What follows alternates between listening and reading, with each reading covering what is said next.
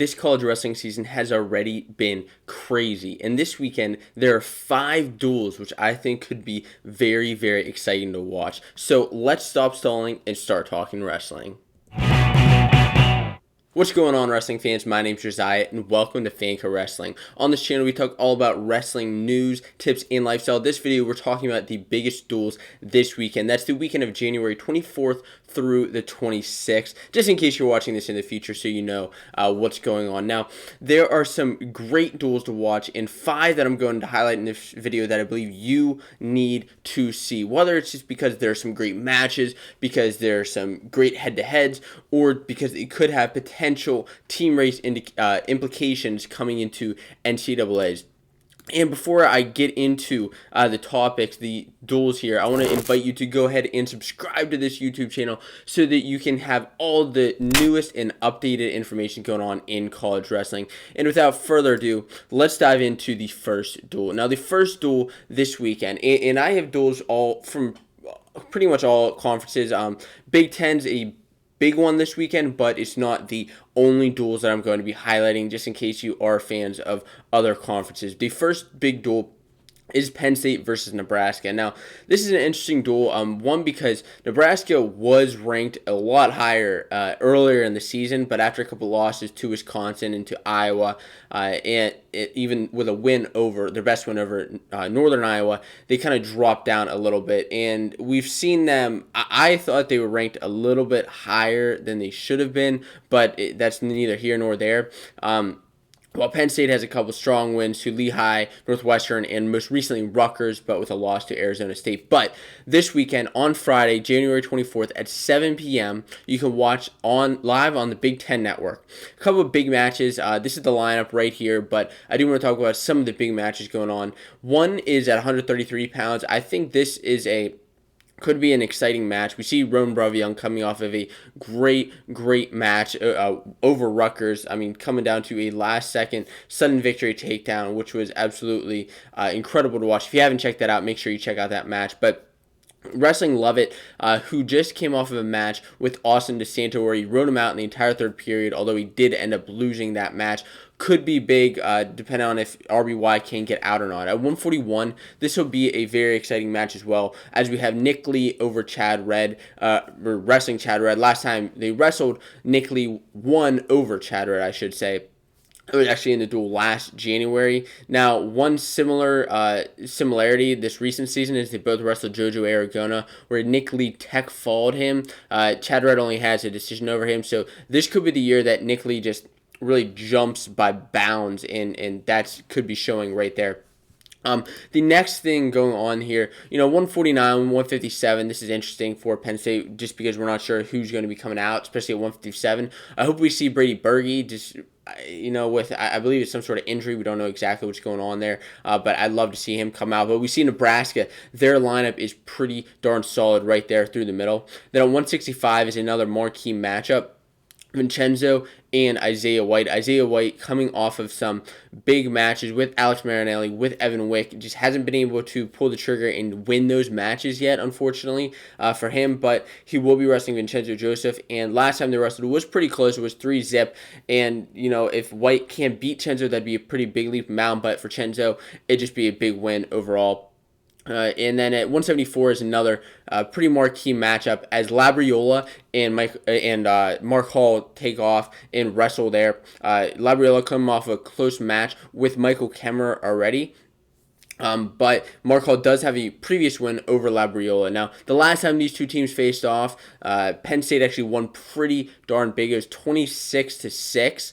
And the last time Nebraska won was actually in 2009. That there was 10 years ago that these two teams wrestled last, or wrestled when Nebraska had won last. So that's the first big duel of the weekend. But the second big duel of the weekend, getting into the ACC, is Virginia Tech and North Carolina. And I'm going down by these matches, not necessarily by my favorite or least favorite. It's just by their order, what's happening. And they're happening, another Friday night match, January 24th. And Virginia Tech and North Carolina are two pretty exciting ACC schools this year. The ACC has seen some great programs so far.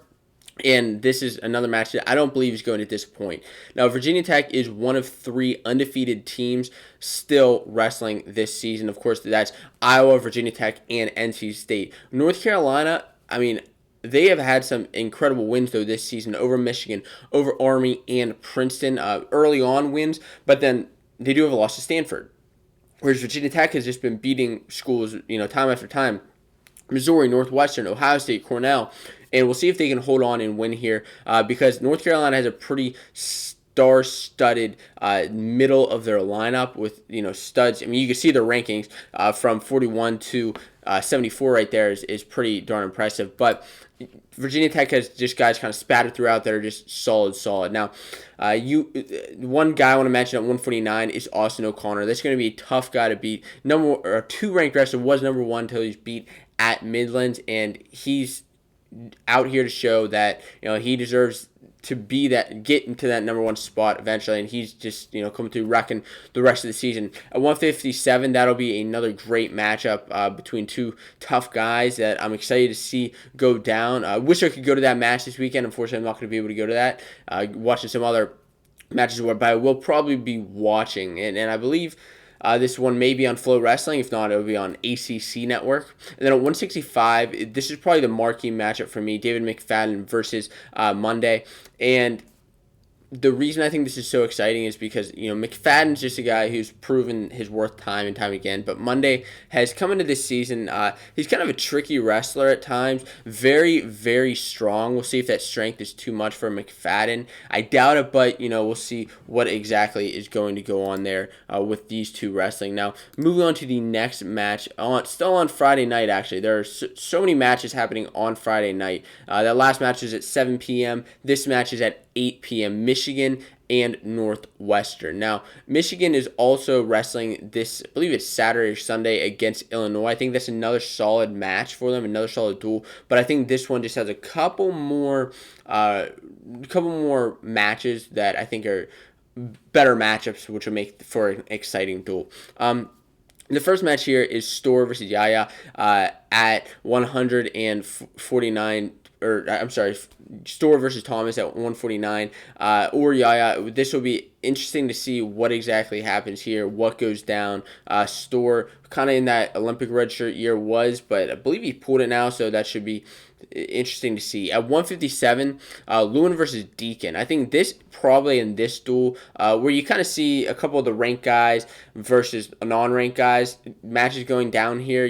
There's always room for an upset. Let's talk, 125 Medley over D'Agostino, who already has a couple losses on the season, although is ranked top 10 for a reason. That would be a big match there. But the marquee matchup here is 157 Lewin versus Deacon. Deacon is on top this year. Wrestled through the Cliff Key in Las Vegas, won that tournament. Recently has been just on fire, majoring people who Lewin's having just close matches with. So the fact that he's just majoring these people has shown his dominance this year. This is a match that will be live on Flow, and a match that I believe that you need to watch. Number 25 versus number 15, Northwestern versus Michigan. Now, the next duel, and maybe one of my favorites this weekend to watch, is Iowa versus Ohio State. Iowa versus Ohio State, number 1 versus number 4. One of the probably the best and highest ranked duels of the year thus far, and this starts Iowa's revenge tour. Of course, if you've seen that video on the channel, I talk all about how Iowa is plotting revenge, looking to beat teams like Ohio State, Michigan, Penn State, and Oklahoma State, who they have lost to all in their last meetups. Now, this match is happening 9 p.m. on Friday night on the Big Ten Network. Last time they faced off, like I said, Ohio State won 22-12 in 2018. Now, some marquee matchups here. I think I was going to start out this duel strong with a Lee, with a DeSanto, and then we get into 141 with Murin versus Pletcher. Murin, I think, hasn't had the strength of schedule that Pletcher's had so far. He's had some tough matches, had some strong matches, but he just hasn't faced that top competition yet, whereas I believe Pletcher has. And it'll be interesting to see where he stacks up, though, because Murin's kind of been in that mix the last couple of years, and even this year. But I want to see where does he really stack up against a guy like Pletcher, who's just been absolutely on fire this year with his bonus point rates, with just taking guys down left and right, taking them to their back, and getting those bonus points. At 149 will be another exciting duel. If you don't know, Lugo and Sasso actually met up in last year, not this year, but last year's Midlands in 2018, whenever Sasso had a win over Pat Lugo in sudden victory. So this is a match that you're not going to want to miss, considering that Lugo is number 1 in the country right now, whereas Sasso is down at number 6 with a couple losses. And I think that this could be the duel of the night if Sasso wins. And, I mean, it could be a changing point for Ohio State. If they pull off, I don't want to say pull off that Pletcher win because Pletcher's the favorite there, but if they pull off a Sasso win, then this tide maybe starts changing a little bit for Ohio State. And then probably one of the most, you get through the rest of that meat of the lineup, probably going to see a good match with Marinelli and Smith and Kemmer and Romero. And then, Jordan versus Assad. That's could be another exciting matchup considering how both of them are pretty young. But 197, Jacob Warner versus Colin Moore. This is a match where Moore has won in the past, but Jacob Warner is out to prove himself. He sees all these other number 1 ranked guys on his own team, and he wants that rank for himself. So if he could pull off that upset against Colin Moore, I mean, this is just this is a Big Ten matchup, a possible NCAA matchup, NCAA semifinals matchup, Colin Moore versus Jacob Warner. And then we get into the heavyweights with Traub, who's stepped in for Ohio State, wrestled decently well, but Cassiope just seems to be too much for a lot of guys this season. But without that, that's again on Friday night. But let's move into the last duel that you should watch this week. The last duel is number 7 Oklahoma State versus Iowa State. And this is a duel that is actually happening on Sunday, and although there will be a couple other duels this weekend with Oklahoma State wrestling UNI, I think that's another great duel that you should be watching. A couple of great things that could be going on there. But going on to Oklahoma State versus Iowa State, going on Sunday at 3 p.m., this is a great duel from top to bottom. This is a great duel to end your weekend on. Great duel to check out from top to bottom. The best match here is probably going to be the starting match with Nick Piccinini versus Alex Mackel. Mackel has been in that mix he's been in that mix kind of all year, in that top 10 mix. If he could pull victory over Piccinini, it's possible that he really steps up and gets to that next level, gets to that next tier as an Iowa State wrestler. But Nick Piccinini, he just seems to be too much. I think he may be too much for Mackel, but that's yet to be seen in that duel. Moving down to a couple of these other matches, 141, Hone is a guy who kind of came out of nowhere this season, kind of has a spot now over Gefeller, but wrestling number 8, Parker, that'll be interesting to see where he lies now, going on the opposite end, on the opposite tier. Where does Hone lie? Could he crack that top 10 by pulling a victory over Parker? Now, I believe that this duel is interesting because Iowa State may be able to pick up a couple of victories outside of Oklahoma State's ranked wrestlers. If Mackel would pull off that victory, that would be pretty big. But looking at guys like Todd Small, guys like Colbray, Coleman, who that's a close matchup there, 184, Shapiro and Grumwell, if these guys can pick up wins, that can change the tide and be very big for the program. But those are the best matches that I believe you need to be watching this weekend. Which duel are you looking most forward to? Please let me know in the comments below, and I'll talk to you guys then.